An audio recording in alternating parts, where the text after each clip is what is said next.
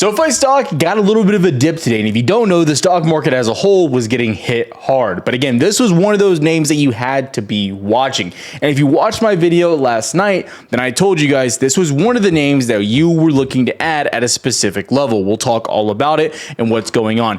As of right now, you're seeing that buy back to the upside. It's still a very solid overall name, but again, you're coming into a massive resistance. If you take all this off here, you go to the higher time frames, like something like the weekly, you can actually identify here that you're actually coming back into that previous all-time high here from February 1st. And again, the weekly chart doesn't look that bad, all things considered, when you hold this in here. But again, you are finding buyers where we expected. We're going to go into ultimately, is this a continued buy right now? Where should you be looking at to go for in the future? And what's all the catalysts in front of us? We're also going to be breaking down everything about the stock as well. This is something I did with Palantir more recently. You guys really liked it, so I'm going to continue breaking this down for you guys in a really simple way, going step by step along the process. You guys know what to look for, but kind of a little bit simpler. Let's get to it. Now, a few things before we go far at all, guys. If you aren't subscribed, I really do appreciate it. A lot of you guys have been like watching. It's like 70% of people that are watching the video aren't subscribed. 30% are.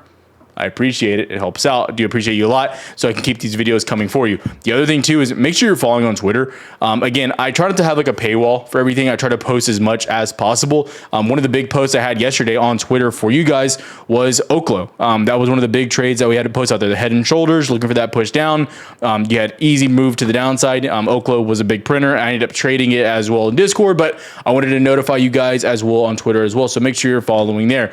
And if you always want to see what we're trading, how we're trading, the link for Discord is down below. You get to see all the trades, everything in between. You're not going to get rich quick. We're just going to tell you what I'm looking at every day. If I don't trade, then I won't post. If I am trading, I'll post all of it. So again, it's there for you. Let's get to work. Now, going into SoFi, a few things to understand. Now, was SoFi dipping today because of SoFi is just a terrible stock? Like, is that what was happening?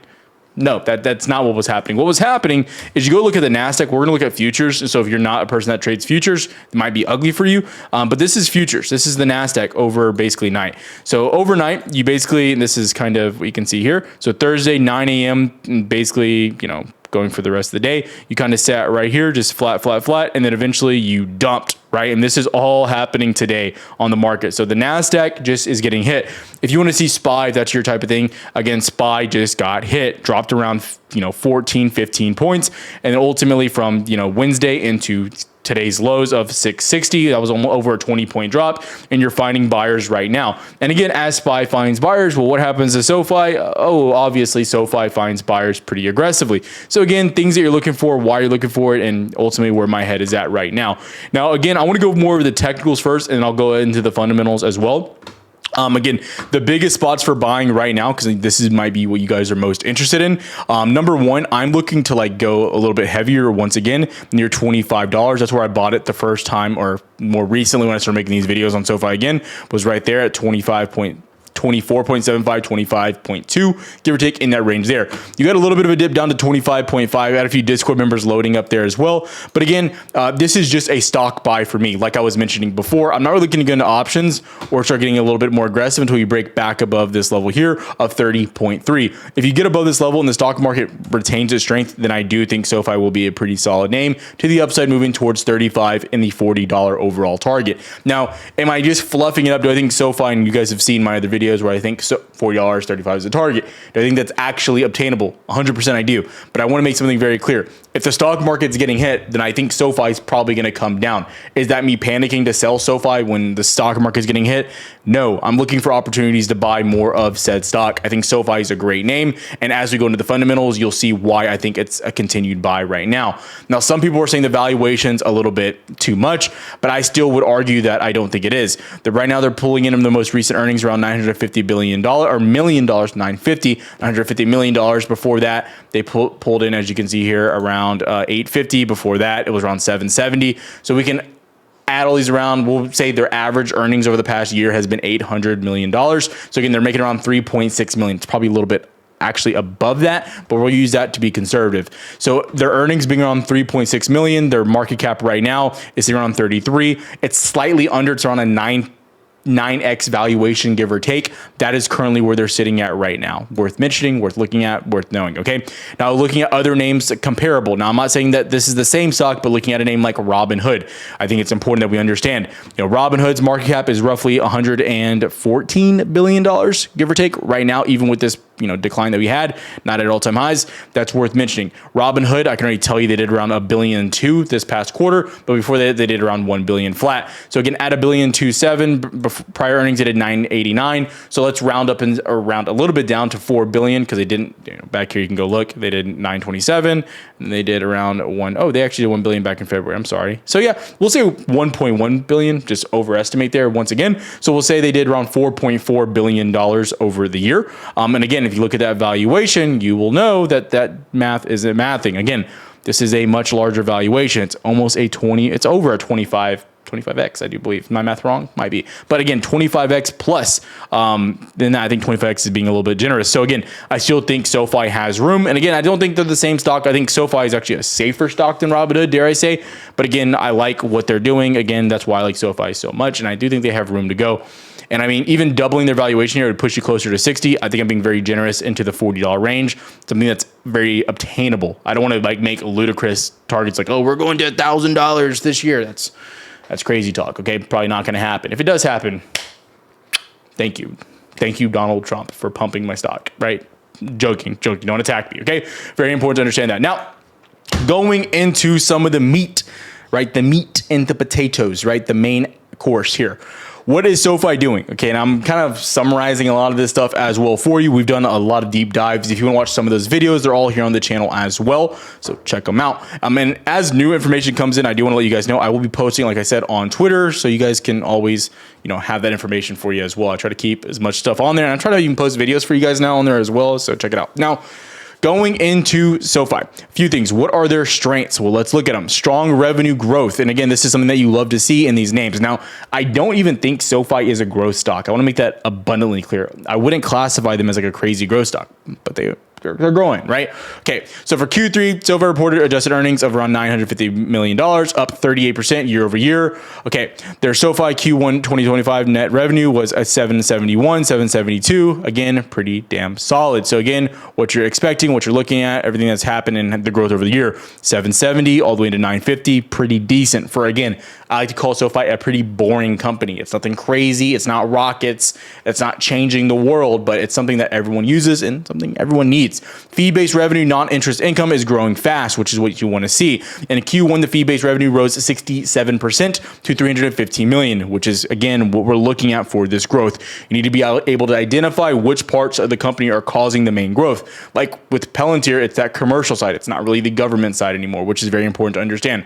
Why this matters, growth in fee-based streams means less dependency on interest spread environment and potentially better margins. Again, interest spread environment, what's happening right now with the Fed, and we need them to cut more rates. As they cut the rates more and more, that's going to increase that other side of revenue for SoFi. So imagine when both sides of the company start getting good growth. Sounds good, right? So again, what we're looking at. The other part that we're looking at too is membership and product growth. Q3, 12.6 million members, up 35% year over year. What you'd like to see. Q3 also record product growth to 8.6 million. SoFi added in level 2 options data, a few more things, a few more tools. Now, I like to also compare them to Robinhood because they're trying to get more and more like them. But I think Robinhood's going more the gamification of investing, trading, whatever you want to call it. You can bet on things that are going to happen now. I don't know what's going on with Robinhood, but whatever. That's what they're doing. They're trying to stay more in the fintech, focus on longevity, seriousness, retirement, etc. Right? Important to know that, right? Larger base use, more products per user, greater cost, cross sell, higher lifetime value, more scale leverage. Important to understand too, if you could have one product worth $500 or you could have 4 products worth $400 and you're paying $400 on each single product, that's a way that you should be identifying this as well. Is you're getting them in and you're getting them buying separate things throughout the course of their life and kind of the lifetime that they're using your company. Okay. Again, these are all things that they're doing right now, which is so important and why, again, we're so excited about what they're doing. And we kind of broke this down as well for you already. But again, GAAP net income, $71 million, a 9% margin, adjusted EBITDA, investing.com, net income, $139 million. Why this matters for many fintechs are still burning cash. Again, SoFi is showing profits. And this is another reason why you like SoFi because, again, there are a lot of companies that are trying to pump growth, ads. You're not going to see a lot of SoFi ads. Like, you're not going to see them going crazy on spend. They've gone through that phase already. And again, it's what you like to see. They are profitable, which again, profitable with good growth, recipe for success, in my opinion. Guidance raised at the Q3 release. Management fully raised the year of 2025 guidance for revenue and members. Why this matters, confirmation of the management that the momentum is real and it continues, what we want to see. Now, looking at it for potential weaknesses, I don't like to just talk, I mean, that was a lot of strengths, that was a lot of good stuff. What's a concern? What could go wrong? What can go bad? Okay.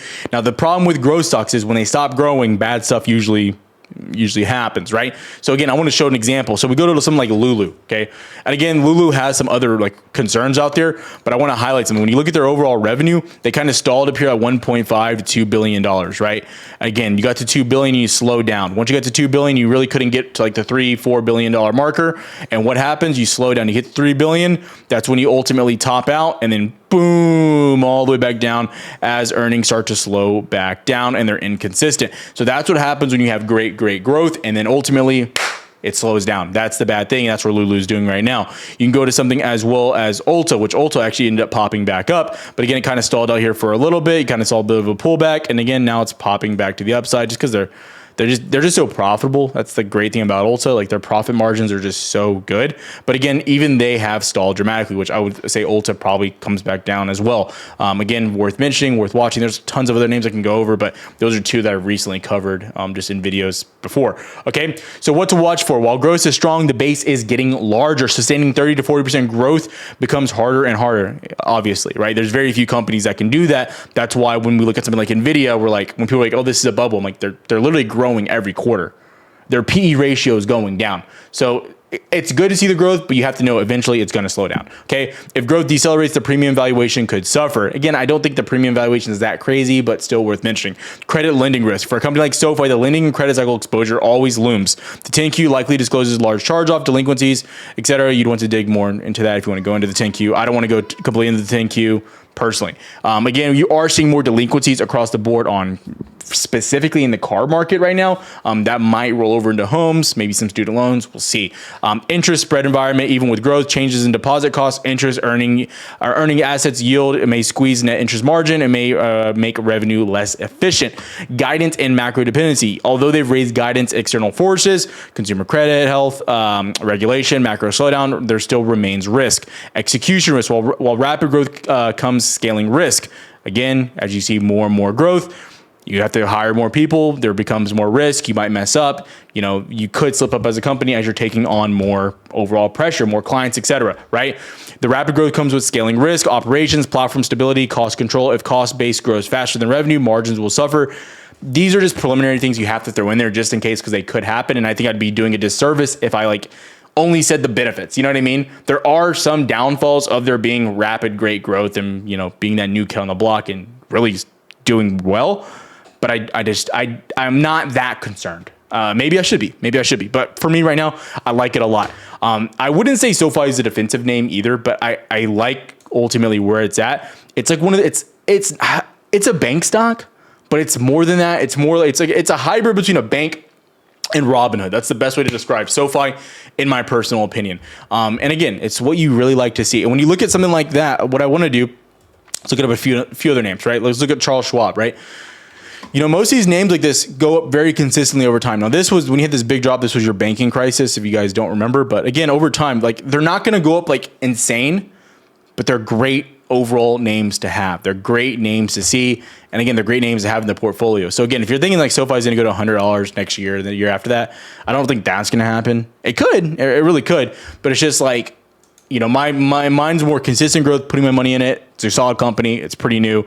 They're growing. They're doing the right things, and they're profitable. That's the recipe for success when it comes to some of these smaller names, and they're not getting ahead of themselves. I think they could be pushing a little bit further, pushing a little bit harder. Robinhood is just dousing gasoline on the fire. They're let's get this thing as big as possible. But that comes with a lot of risk. So again, what they're doing there. So as I look at SoFi, I'm still happy with it. As I saw a dip, the past, day and a half, I don't care. I still think it's a solid buy. And again, this is what you want to see. When you see buyers get back in the market, when you see buyers step back in, what happens to your stock? Well, SoFi went nutty. It kind of outperformed SPY on the day. If you really look at it, after you had a little bit of a gap down, immediately bought right back up. So that is what you want to see. That's the behavior you want. Above 28.3, you look really confident in towards 30. Above 30.3, that's where you start getting some options, potentially a breaking back into highs. Now, on the other side, if you're looking at the actual stock market for, okay, well, if the stock market, how can I be sure the stock market's breaking back out? What I'd be doing is watching really the NASDAQ, in my personal opinion, not even the SPY to be totally honest, but the NASDAQ getting back above 25, the big level there. You want to watch SPY getting back above this level here at 673. It's bouncing on the 50 MA. That's what you want to see. IWM is a big watch here as well. We need this to get back above 244, 246. Again, very big to see as far as risk on when it comes to some of the smaller cap names. Again, I wouldn't say, SoFi's a small cap, but it's definitely not a large cap. It's definitely not a Mag 7 caliber stock either. So again, worth mentioning, worth watching. What I'm looking at, how I'm looking at it, and ultimately where I'm at overall with SoFi.